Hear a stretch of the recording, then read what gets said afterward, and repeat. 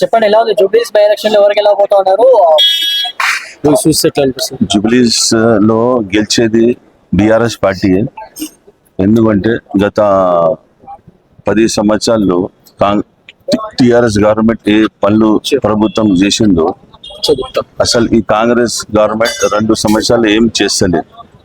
2 సంవత్సరాల్లో వీళ్ళు 6 గ్యారెంటీలు అన్నారు, దాంట్లో ఏది కూడా చేయలేదు. ఫస్ట్ ఏమో షాదీ ముబారక్ కి తులం బంగారం ఇస్తా చెప్పారు, అది కూడా ఇవ్వలేదు. కళ్యాణ లక్ష్మికి కూడా తులం బంగారం ఇస్తా అని చెప్పారు, దాన్ని కూడా ఇవ్వలేదు. పెన్షన్ ఇస్తారా, పెన్షన్ ఇవ్వలేదు. స్టూడెంట్స్ కి ఇంటర్ చదువుకున్న వాళ్ళకి స్కూటీ ఇస్తా చెప్పారు, అది కూడా ఇవ్వలేదు. ఒక బస్ ఫ్రీ పెట్టేసి అదేదో వాళ్ళు పెద్ద తోప్ లేక చేసినట్టు చేస్తున్నారు.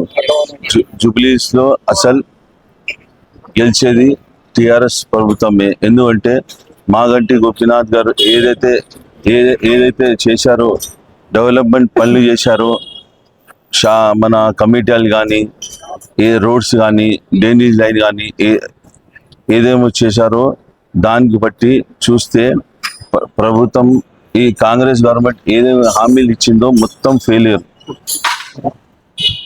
ఏమంటారు? కానీ దాదాపుగా రేవంత్ రెడ్డి సర్కార్ వచ్చిన తర్వాత 150 కోట్లు మేము ఇప్పుడు మంజూరు చేసినాం, ఎలక్షన్ తర్వాత మళ్ళీ అభివృద్ధి చేయబోతా ఉన్నాం అని అంటున్నారు. మంత్రులంతా కూడా వచ్చి గల్లీ గల్లీ ప్రచారం చేసినటువంటి నేపథ్యం.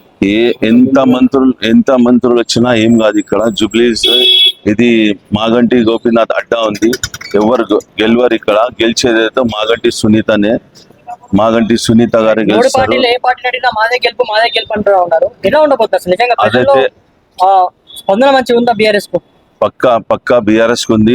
అసలు ప్రజలు చెప్తున్నారు, అసలు మీరు ఎందుకు వస్తున్నారు, ప్రచారం ఎందుకు వస్తున్నారు, మీ ప్రచారం వచ్చే అవసరం కూడా లేదు, మీకు ఇంట్లో కూర్చోపెడితే మేము గెలిపించుకుంటామని చెప్తున్నారు ప్రజలంతా. కాంగ్రెస్ అభ్యర్థి నవీన్ యాదవ్ గురించి ఏమైనా మాట్లాడంటే చెప్తారు?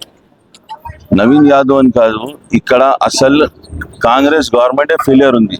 ఎందుకంటే వాళ్ళు చెప్పిన మాటలు అసలు ఇప్పటిదాకా హామీలు ప్రతి ఒక్కటి చేయలే. ఇంకో మైనార్టీ విషయం చెప్పాలంటే అసలు 2 సంవత్సరాల్లో ముస్లిం మైనార్టీకి మినిస్టర్ ఇవ్వలే, వాళ్ళు ఒక ఎమ్మెల్సీ ఇవ్వలేకపోతున్నారు. అంటే కాంగ్రెస్ గవర్నమెంట్ లో మైనార్టీలు లేరా, ముస్లిమ్స్ లేరా? అసలు వాళ్ళకు మినిస్టర్ ఇవ్వాలంటే ఎందుకు ఇంత ఆవేశపడుతున్నారు వీళ్ళు? అంటే వాళ్ళ పార్టీలో మైనార్టీస్ ఎవరు లేరా?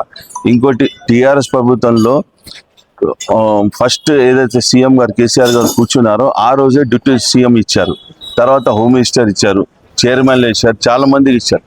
వీళ్ళ 2 ఇయర్స్ దాంట్లో అసలు వీళ్ళు మైనార్టీకి మినిస్టర్ కూడా ఇవ్వలే, ఎమ్మెల్సీ కూడా ఇవ్వలే. ఉన్న అజరుద్దీన్కే పాపం ఇక్కడి నుంచి జరిపేసి జూబ్లీస్ నుంచి ఇస్తామని చెప్పి అది కూడా సుప్రీంకోర్టులో నడుస్తుంది. అంటే ఈ గవర్నమెంట్ ఎంత ఫెయిలియర్ అని